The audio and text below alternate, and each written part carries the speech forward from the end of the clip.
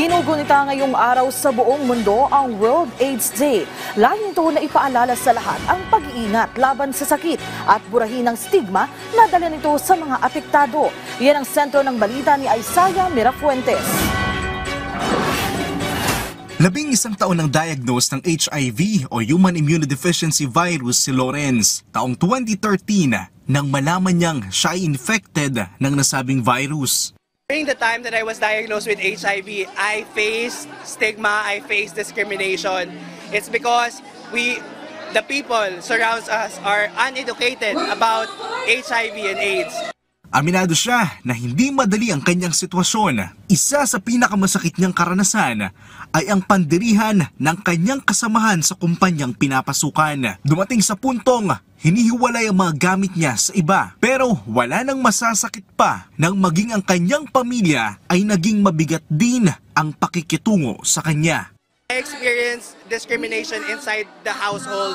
So what I just pushed through is to keep educating my family members about HIV so that we could break that kind of stigma. Pero sa patuloy na paglipas ng panahon, unti-unting lumiwanag ang impormasyon patungkol sa HIV. Sa ngayon, dahil sa pagtanggap at pagsailalim niya sa ilang medikal na paraan, patuloy siyang bumabangon sa kanyang matinding kalbaryo. Dito sa Pilipinas, sa tala ng Department of Health, 50 katao kada araw ang nagpupositibo sa HIV. Karamihan dito, mga kabataan, 15 to 24 years old. 94% dito ay mga lalaki at 6% ay mga kababaihan. Ngunit sa second quarter ng taong ito, bahagyang bumaba ang kaso ng HIV sa bansa. Pero tumataas yung ating sexually transmitted diseases.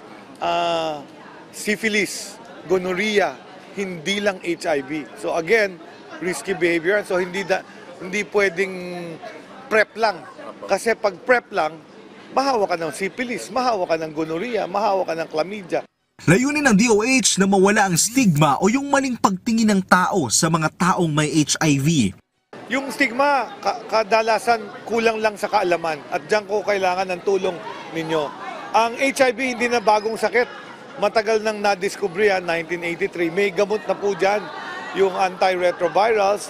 Ang mga gamot ay libre na makukuha sa iba't ibang treatment hub sa bansa. Ngayong unang araw ng Disyembre, ginugunita ang World AIDS Day. Dito sa Pilipinas, nagsagawa kanina umaga ng World AIDS Day Walk. Kabilang iba't ibang lungsod at ahensya ng pamahalaan, hindi sila natinag ng ulan at sabay-sabay silang lumakad sa ilang kalsada sa Ortigas, Pasig City. Ang sakit na HIV hindi sentensya. Sa wastong kaalaman, maaaring mamuhay ng normal ang isang taong kinainitan ng karamdaman, malayo sa anumang diskriminasyon at panghuhusga. Isaiah Mirafuentes para sa Pambansang TV sa Bagong Pilipinas.